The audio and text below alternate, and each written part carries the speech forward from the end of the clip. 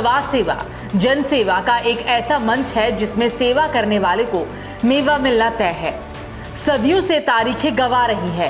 शोषित दलित, मजदूर, मजलूम और किसान के हालात कभी नहीं सुधरे हैं, लेकिन इनकी आवाज उठाने वाले नेता फर्श से अर्श तक का सफर करते रहते हैं। कोई भी शोषित वर्ग उठा कर देख लो, मजदूर और मजदूर नेता, किसान और किसान नेता, दलित और दलित नेता, यहाँ तक कि आम जनता और उसके नेता, सबके हाल में जमीन आसमान का फर्क है। जिनके लिए आवाज उठाई जाती है उनकी तस्वीर वैसी ही रहती है, लेकिन उनके नेताओं की तकदीर बदल जाती है। हाल ही में दो नेता ऐसे हैं जिनकी तस्वीर और तकदीर दोनों बदल गई, लेकिन वो जिनकी आवाज उठा रहे थे, या यूं कहें कि वो जिनके नेता हैं, उनके हाल अभी भी बेहाल ही है। एक है केजरीवाल, जो आम आदमी की लड़ाई लड़ते लड़ते कैसे खास आदमी बन गए ये सब ने देखा है।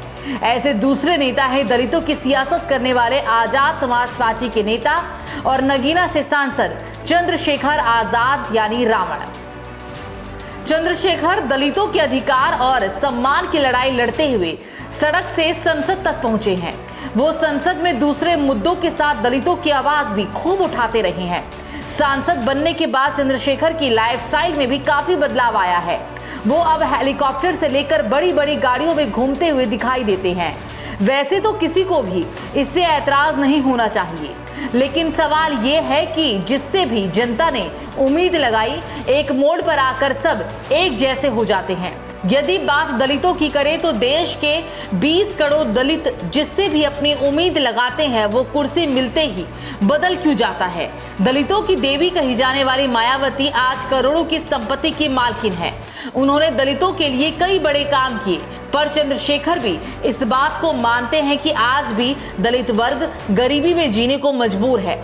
फिर सवाल है कि उन्हें कोई अमीर क्यों नहीं बना पा रहा है? क्या नेता सिर्फ उन्हें अपने वोट के लिए इस्तेमाल कर रहे हैं? आज चंद्रशेखर रावण पर हम चर्चा इसलिए कर रहे हैं क्योंकि नगीना से सांसद और आजाद समाज पार्टी के राष्ट्र अध्यक्ष चंद्रशेखर आजाद रावण के अमेरिका में 12 करोड़ की रोल्स रॉयल्स कार में घूमते हुए एक वीडियो तेजी से वायरल हो रहा है। ये भी दावा किया जा रहा है कि ये कार चंद्रशेखर की निजी कार है, और यदि ऐसा है तो ऐसे में सवाल उठता है कि आखिर चंद्रशेखर के पास इतना पैसा कहां से आया। चंद्रशेखर आजाद ने 2024 के लोकसभा चुनाव में अपने हलफनामे में अपनी संपत्ति का खुलासा किया था, जिसके अनुसार उनके पास 18,000 रुपए नगद, 1.93 लाख रुपए बैंक खाते में और 0.205 हेक्टेयर जमीन और 50 ग्राम सोना था। ऐसे में उनके पास 12 करोड़ की कार कहां से आ गई? क्योंकि चंद्रशेखर और उनकी 5 साल की पुरानी पार्टी दोनों की संपत्ति जोड़ भी दी जाए, फिर भी उससे ना इतनी महंगी गाड़ी खरीदी जा सकती है और ना ही हेलीकॉप्टर से चुनाव प्रचार ही किया जा सकता है।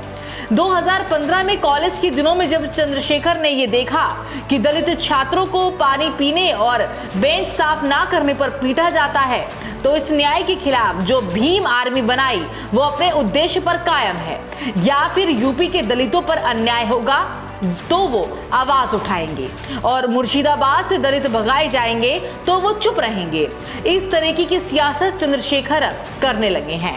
जिस पार्टी की स्थापना के वक्त ये नारा दिया गया कि काशीराम तेरा मिशन अधूरा, आजाद समाज पार्टी करेगी पूरा, क्या वो हकीकत में आपको तब्दील होती नजर आ रही है?